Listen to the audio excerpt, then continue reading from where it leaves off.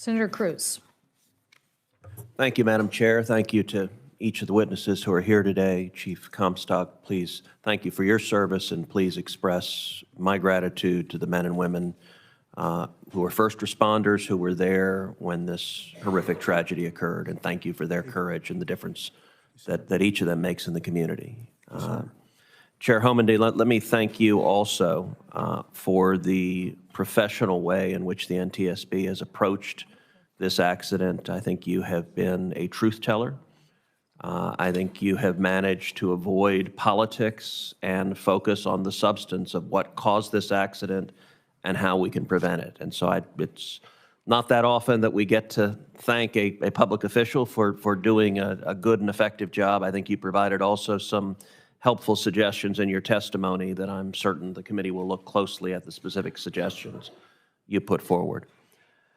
As I look at what caused this derailment, there are a number of factors, but one factor that from the early reports stands out is the hot box detectors.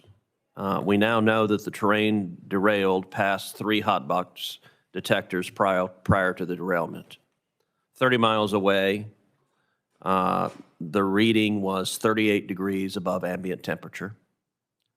Then 20 miles away, it had risen to 103 degrees above ambient temperature, so it had risen dramatically. And then just prior to the derailment, it was 253 degrees above ambient temperature, reflecting that the bearing had locked and derailment was imminent. Mr. Shaw, why did this trend in temperature not trigger an alert earlier to stop the train? And in particular, why were you not able to stop the train after the second reading had gone from 38 degrees above ambient temperature to 103 degrees above ambient temperature? Senator, thank you for that question. I'll note that the NTSB report indicated that the crew did nothing wrong, and we certainly thank them for that. The hot box detectors were working as designed, and there were no track defects. Since the derailment and the preliminary results of the NTSB report, we led the rail industry, and the rail industry has also implemented implementation of far more hot box detectors across our network. We're adding 200 hot box detectors on our network to reduce the spacing between our hot box detectors. Our hot box detectors are already spaced amongst the lowest in the industry. And I think Mr. Jeffries had indicated that the entire industry was adding about 1,000 hot box detectors. Mr. Shaw, perhaps you didn't hear my question, so let me ask it again. The first hot box measured 38 degrees above ambient temperature. As I understand, the ambient temperature was about 20 degrees, so that was roughly 58 degrees. 10 miles later, the second hot box measured 103 degrees above ambient temperature. That's an increase of over 60 degrees in 10 miles. Why did Norfolk Southern not stop the train then and examine the bearing to make sure that it didn't melt the axle and that you didn't have a derailment? If you'd stopped then, it would have prevented the derailment. So my question is, why did the second hot box reading not trigger action? Senator, my understanding is that that second reading was still below our alarm threshold, which is amongst the lowest in the industry. In response to this, the industry has agreed to work together to share best practices with respect to hot box detectors, trending technology, and thresholds. So when you and I visited my office yesterday, you said your threshold is now 170 degrees above ambient temperature. As I understand it, at the time of the derailment, your threshold was 200 degrees above ambient temperature. So you're right, 103 was not 200 degrees. As you and I discussed, I've spoken with your competitors, other Class 1 railroads who have indicated that trending technology and algorithms can measure significant changes in temperature, and in particular can flag that when it goes from 38 degrees to 103 degrees, you need to stop and take a look at it. Mr. Jeffries, let me ask you in terms of how other railroads handle it. What is the technology that is available to spot this problem before it's gotten so bad that a derailment is imminent? Well, thank you for that, and that's a spot-on question, and that's one of the three things we're focused on as an industry. So one is the physical deployment of approximately 1,000 additional detectors. Two is creating the industry standard of 170 degrees as a critical threshold. And the third one is really looking at industry best practices to examine and potentially adopt new algorithms for trending detection so that if there is a dramatic spike in temperature, even though it may be below that absolute threshold, it's caught.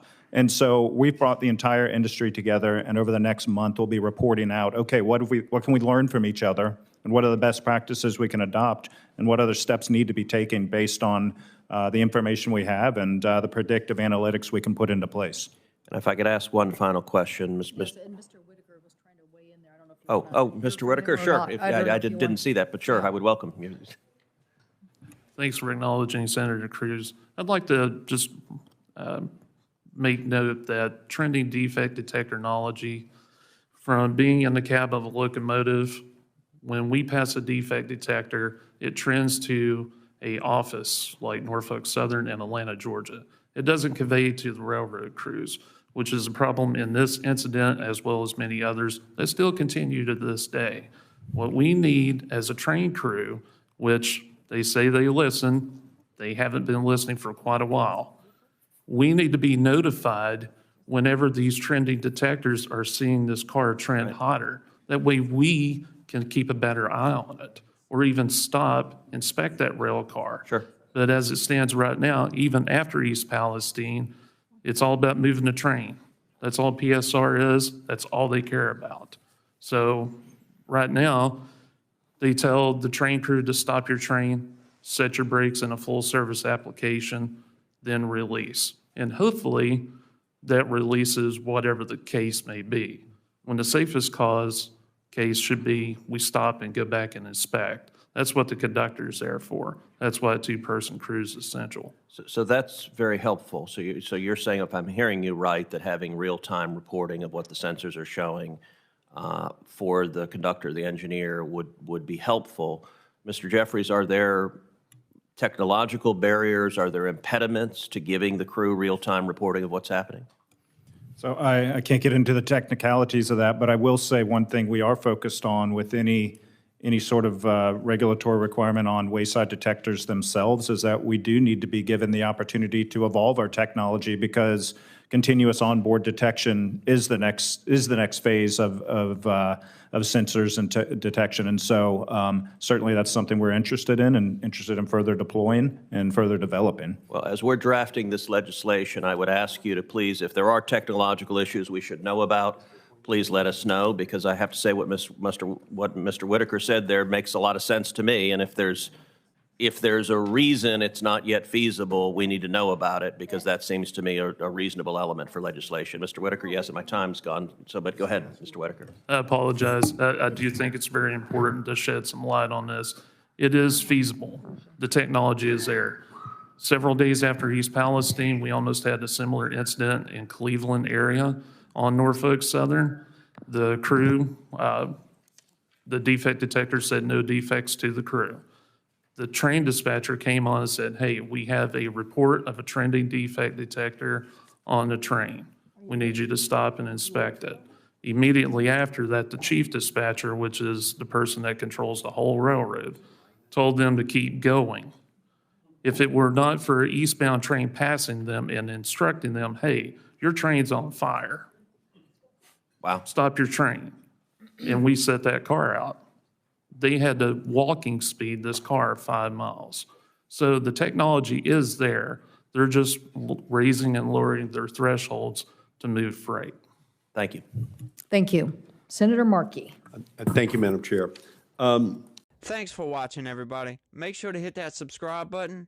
Turn on your notifications so every time I put out a video, you can know about it. It'll come up in your feed. Hit that like button if you liked it. And be positive. Peace.